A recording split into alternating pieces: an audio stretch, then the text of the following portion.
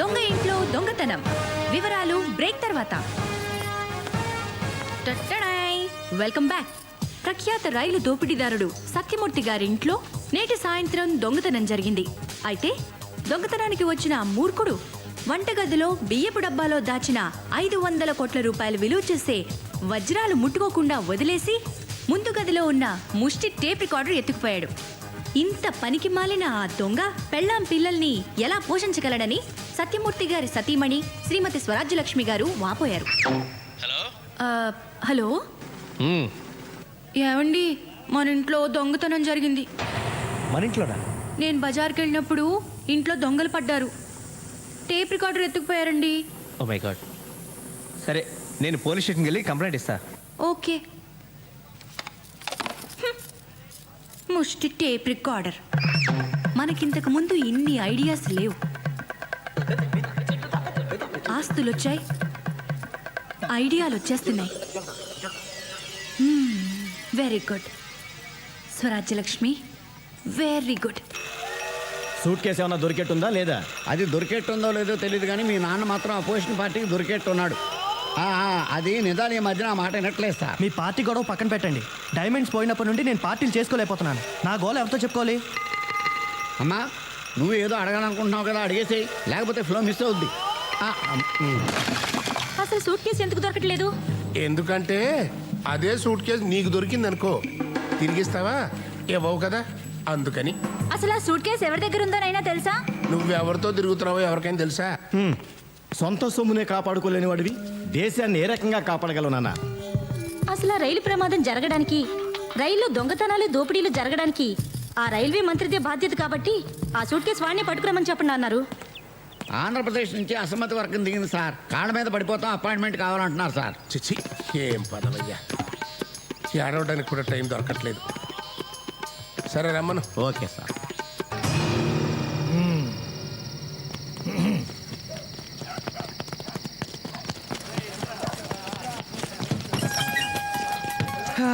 ఈ కాలనీకి full count పడిపోయినట్టే. ఇదిగోండి, మొత్తం పంచుకోండి. దొరికిందా? దొరికింది. ద్రౌపది, పంచుకుందామా? నేను అడిగింది సూట్ కేస్, డైమండ్స్ ఉన్న రెడ్ సూట్ కేస్ గురించి. అదా, ప్రస్తుతానికి మిడిల్ డ్రాప్. దొరకలేదా? అయితే చెప్పు.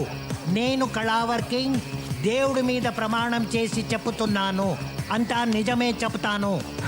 ఇప్పుడు షో చేయాలన్నమాట. అంతా నిజమే చెప్తున్నాను.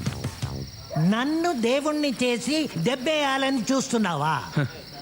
ఆ దేవుడే నాకు దెబ్బేశాడు. లేకపోతే చెప్పరా, ఎక్కడ దాచావో చెప్పరా, చెప్పు, చెప్పరా, చెప్పకపోయావో. సూరి, పిక్ పాకెటరా, చైన్ స్నాచరా, గుడుంబ కేసా? ఆ పై లెవెలే ట్రైన్ రాబర్. ఓ, ముంబై ఎక్స్ప్రెస్ ఫేమ్. యాక్సిడెంట్లో దెబ్బలు తగిలి చావు బతుకల మధ్య ఉన్న వాళ్ళని కాపాడవలసింది పోయి వాళ్ళ నగలు ఇలాంటి దొంగ కొడుకుల్ని ఇంట్రాగేషన్, కోర్టు, జైలు కంటూ తీసుకురాకూడదు, కాల్చి బారాలి. ఇఫ్ యూ డోంట్ మైండ్, నేను కూడా 4 పేకనా?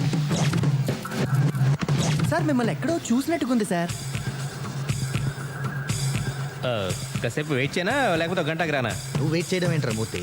ఒరే రాములు, సార్. ఇలా రా, ఇది తీసుకో, పీకో.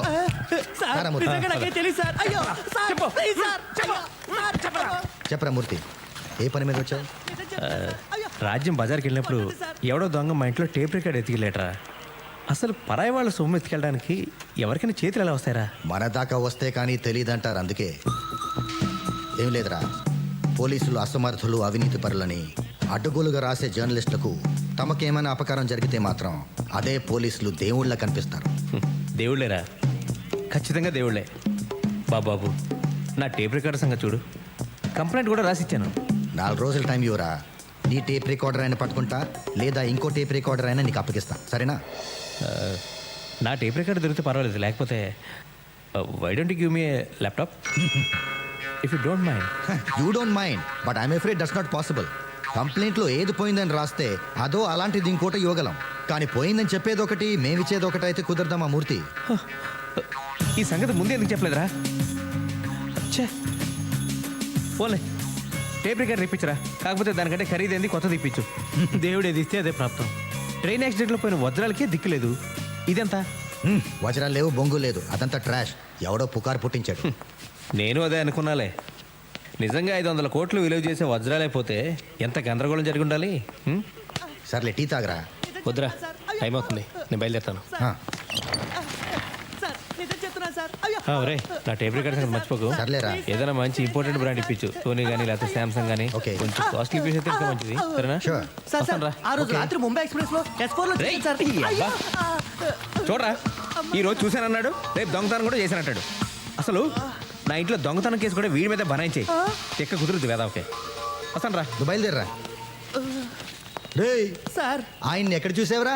యాక్సిడెంట్ అయిన ముంబై ఎక్స్ప్రెస్ లో S4 లో చూశాను సార్. అక్కడ నువ్వేం చేస్తున్నావురా? భజన చేసుకుంటున్నాను సార్. భజనా?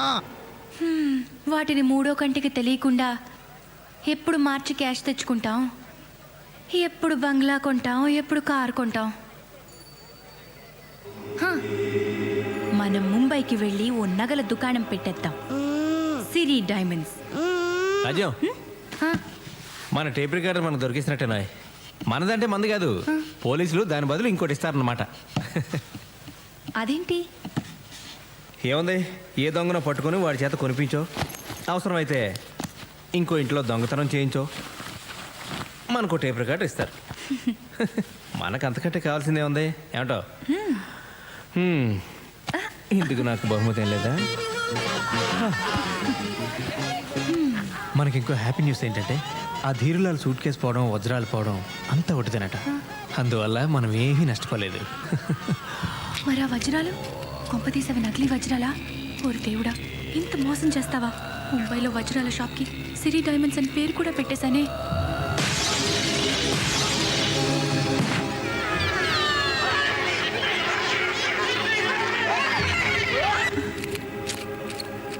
ఆంధ్రప్రదేశ్కు చెందిన అసమ్మతి వర్గం ప్రధానమంత్రిని కలిసి ముచ్చటించారు.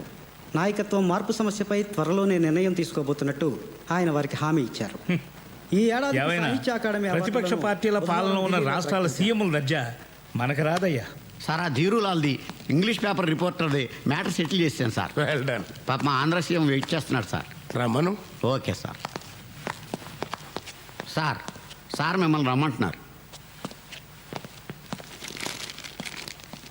3 గంటల సేపు బయట కూర్చోబెట్టి ఎంతసేపు అయింది వచ్చి అని అడుగుతారు చూడు. అయ్యా నమస్కారం. రావయ్యారా, కూర్చో.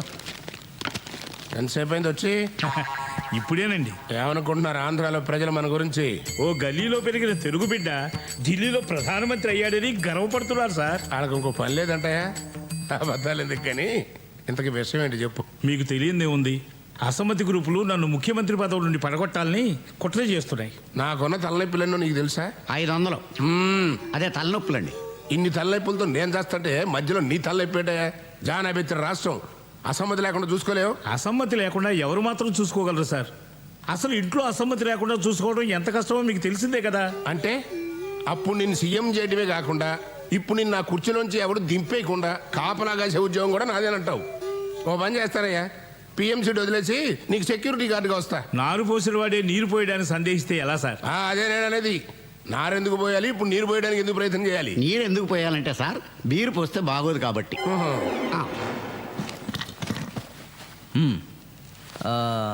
నేను లేకపోతే మీరు చెప్పేది దీనికి అర్థం అవుతుంది. చెప్పండి. రాజకీయం సంగతి అలా ఉంచండి. తమ నీడలో బతుకుతున్నాను. పోయిన ఆ సూట్ కేసు తమరు నాకు అమ్మేయాలి. ఎలా తెలుసు, ఎందుకు తెలుసు అని మాత్రం అడగండి. ఎలాగైనా సూట్ కేసుని వెతికించి తమ గురుదక్షిణగా సమర్పించుకుంటాను. ఒకవేళ దొరకకపోతే? ఏమండి, మీరు ఆయనకి 3 ఏళ్ళు ఆయుష్ పోస్తే 500 కోట్ల రూపాయలతో సూట్ కేసు తయారు చేసి పౌల్లో పట్టుకొచ్చి మీకు ఇస్తారు. ఏమండి ఓంకారేశ్వరరావు గారు? చెత్తం పదవి ఉంటే పూలేం కర్మ, పూల విమానంలోనే పంపించుకుంటాను. ఇంకా నయం ట్రైన్ అన్నారు కాదు మరే. సరేనయ్యా, ఇక నుంచి మన ఇద్దరం పార్ట్నర్స్. నేను ఢిల్లీలో పిఎంగా ఉన్నంత కాలం నువ్వు ఆంధ్రాకి సీఎం ఖాయం. నేను మీ దగ్గర పిఎం ఖాయం, అదే పర్సనల్ మేనేజర్. స్వామి, ఆ సూట్ కేసు గురించి పిఎం గారు చాలా డిస్టర్బ్డ్గా ఉన్నారు. అది ఎంత తొందరగా దొరికితే దేశానికి అంత క్షేమం. అంతా భైరవుడి దయ. 48 గంటల పాటు అఖండ పూజ చెయ్యాలి. దానికి 2 కోట్లు ఖర్చు అవుతుంది. 2 కోట్ల? చాలా తక్కువ కదా, అయితే ఇంకోటి కలుపుకో. ఏకకాలంలో 108 ప్రదేశాల్లో పూజ చేయాలి. కనీసం 3 ఆ భైరవుడికి బలివ్వాలి. ఎక్కడ ట్రైన్ యాక్సిడెంట్ జరిగిందో అక్కడే బలివ్వాలి. నరబలంటే హత్యలు చేయటమా స్వామి? భైరవ నీవు గంతో కాల్చి ఎన్కౌంటర్ అంటావు కదా, అలాగే భైరవుడికి ఇచ్చేదాన్ని హత్య అనకూడదు నాయనా, ప్రేమతో బలి అనాలి. ఓకే?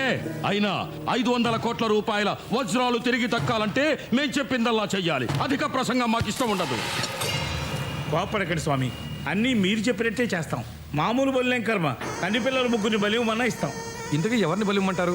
దొంగలైనా పర్వాలేదా? నక్సలైట్లైనా పర్వాలేదా? పోనీ పౌర హక్కుల సంఘం వాళ్ళైనా పర్వాలేదా? పోలీసులైనా పర్వాలేదయ్యా. 1 కోటి రూపాయల అడ్వాన్స్ పంపండి. రేపు ఉదయమే పూజ మొదలు పెడతా. ఎల్లుండి రాత్రికల్లా మనుషుల్ని సిద్ధం చేసుకోండి. మంత్రించిన పసుపు తాళ్ళిస్తాను, వాటితో ఉరేసి చంపాలి. చంపి వాళ్ళని పట్టాల మీద పడేయాలి. బలిచ్చేవాణ్ణి బలయ్యే వాళ్ళని మీరే చూసుకోవాలి. దాని మీద ఏదైనా కేసు అయితే నాకు సంబంధం లేదు. డీజీపీ గారు స్వహస్తాలతో చేస్తే బాగుంటుంది. అమ్మో, నా చేతులతో నేను చేయను. అవసరమైతే ఇతన్ని మార్చండి. ఈ పని చేయడానికి సిద్ధపడ్డవాడిని ఈ పదవిలో నియమించండి. ముందు సూట్ కేసు పంపండి. చెప్తాం. రాజ్యం గారు బాగున్నారా? బాగున్నాను, కూర్చోండి. పని పాట ఉంటుంది. పొద్దున్నే దిగాడు నసగాడు. రాజ్యం, చంద్రరావు కూడా కాఫీ తీసుకురా. పాలు వేస్ట్. ఏంట్రా ఎనీథింగ్ స్పెషల్? ఏంటంత పొద్దున వచ్చావు? ఓ కేసు పని మీద సూర్యుడిని కలిసి వస్తున్నా. నేను కూడా నిన్న రాత్రి కలిసేవాడిని. నా మ్యూజిక్ సిస్టమ్ పోయిందని కంప్లైంట్ ఇవ్వడానికి. ఇంకోటి అరేంజ్ చేస్తానని ప్రామిస్ చేశాడులే. ఎరా నీకు తెలుసా, అసలు వజ్రాలు పోలేదట, సూర్యుడు చెప్పాడు. అయినా అంత విలువైన వజ్రాలు పోతే ఎవరైనా కంప్లైంట్ ఇవ్వకుండా ఉంటారంటావా? ఎందుకుండరు? పోయింది బ్లాక్ మనీ అనుకో, కంప్లైంట్ ఇవ్వలేరు కదా. అది కదా, అసలు వజ్రాలు ఏవి పోలేదని వజ్రాల వ్యాపారి స్వయంగా స్టేట్మెంట్ ఇచ్చాడు కదా. నువ్వేం క్రైమ్ రిపోర్టర్ కూడా ఈరోజు పేపర్ చూడలేదా? ఆ డైమండ్ మర్చెంట్ హార్ట్ అటాక్తో పోయాడంట. ఏషియన్ టైమ్స్లో న్యూస్ రాశాడే ఆ రిపోర్టర్, వాడు కూడా యాక్సిడెంట్లో పోయాడంట. అది మడ్రే ఇది మడ్రే, ఈ విషయం నీకు తెలియపోవడం ఏంట్రా? అవును రోయ్, ఇదేదో పెద్ద హై లెవెల్ స్కామ్లా అనిపిస్తుంది. భూమి తన చుట్టూ తాను తిరుగుతూ సూర్యుడి చుట్టూ తిరుగుతుంది అనేది సైన్స్ అయితే, భూమి తన చుట్టూ తాను తిరుగుతూ ధనవంతుడి చుట్టూ తిరుగుతుంది అనేది వాస్తవం. ఈ చంద్రరావు గాడో తిక్కలోడు. నీతి నిజాయితీ అంటూ ఎప్పుడు ఏదో చెత్తంతా వాగుతూ ఉంటాడు. కానీ ఈరోజు మాత్రం వాడు చెప్పిందే కరెక్ట్.